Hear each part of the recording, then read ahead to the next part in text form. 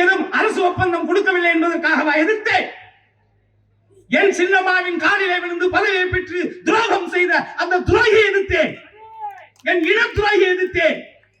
என்னுடைய இந்த பாரம்பரியமிக்க இந்த பெருமக்கள் வாழக்கூடிய இந்த முக்குளத்தோர் இனத்தினுடைய அரசியலை அனாதையாக்க வேண்டும் நினைக்கக்கூடியவர்கள் எதிர்த்தேன்.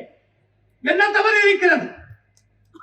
எதிர்த்தேன், எதிர்ப்பேன், எதிர்த்துக் கொண்டே இருப்பேன். நான் யார் ஒருவனுக்கு வழிபடிய மாட்டேன். என்றைக்கோ பிறப்பும் இறப்பும் ஒரு மனிதனுக்கு தெரியாது. இந்த இடத்தில் இன்னாருக்குத்தான் நான் பிறப்பேன் என்பது எவனுக்கும் தெரியாது. ஆனால் என்னுடைய பிறப்பும் இறப்பும் என்கின்ற நிலையில் என்னுடைய இறப்பு என்பது நான் பிறந்த என் இனத்துக்காக இருக்க வேண்டும் என்று நினைக்கக்கூடியவன் தான்.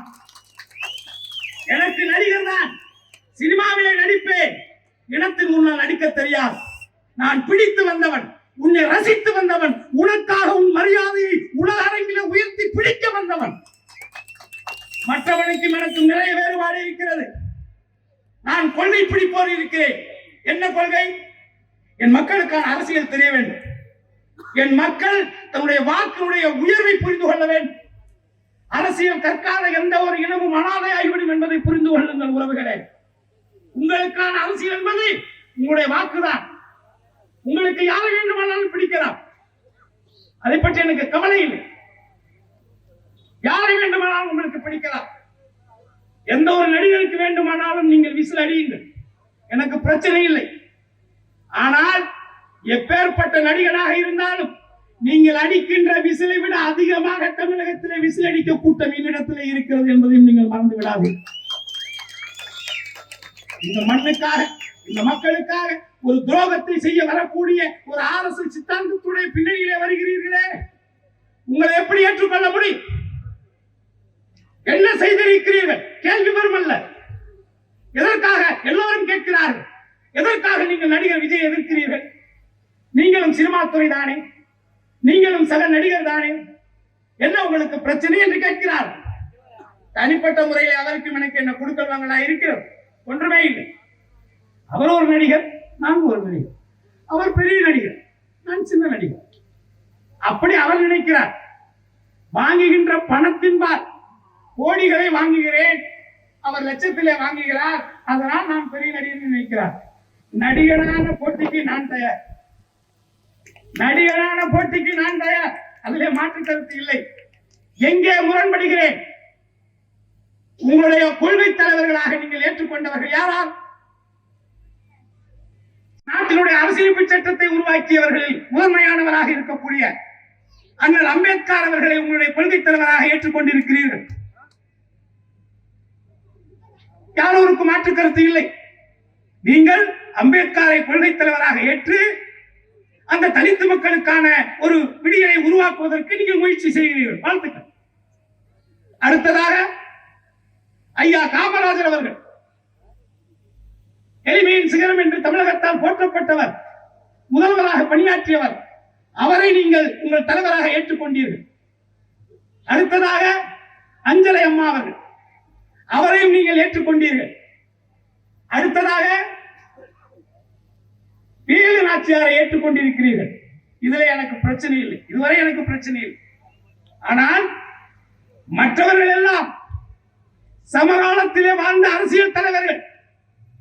அம்பேத்கர் அவர்கள் வாழ்ந்த காலத்திலே வாழ்ந்தவர் தானே தேவர் திருமகனார். காமராஜர் அவர்கள் தன்னுடைய அரசியல் பயணத்தை உருவாக்குவதற்கு சொந்த ஊரிலே எதிர்ப்பிருந்த நேரத்திலே கூட அவருக்கு ஆட்டுக்கு வரிகட்டு அவரை அந்த பதவியிலே அமர்த்தியவர் தானே தெய்வ திருமகனார். இல்லை என்று உங்களால் சொல்ல முடியுமா?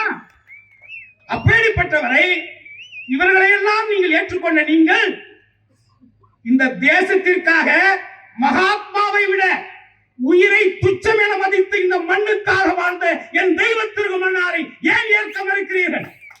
ஏனென்று சொன்னால் உங்களுடைய பார்வை ஒரு ஜாதிய வட்டத்துக்குள்ளே அவரை பார்க்கிறீர்கள். வேண்டாம் விஜய் அவர்களே, இந்த மண்ணிலே நீங்கள் அல்ல, இனி வரக்கூடிய 1,00,000 ஆண்டுகளாக இருந்தாலும் இந்த தமிழகத்தில் இருக்கக்கூடிய ஒரு மூத்த குடியா முக்குளத்தோர் மக்களை உதாசீனப்படுத்தி நிச்சயமாக எவர் ஒருவரும் ஜெயிக்க முடியாது. இதுதான் என்னுடைய கோபம். ஏனென்று சொன்னால் இவரை நீங்கள் சொன்னால் இன்னொருத்தரை நாம் சொல்ல வேண்டுமே என்று குறுக்கமாக யோசிக்கிறீர்கள்.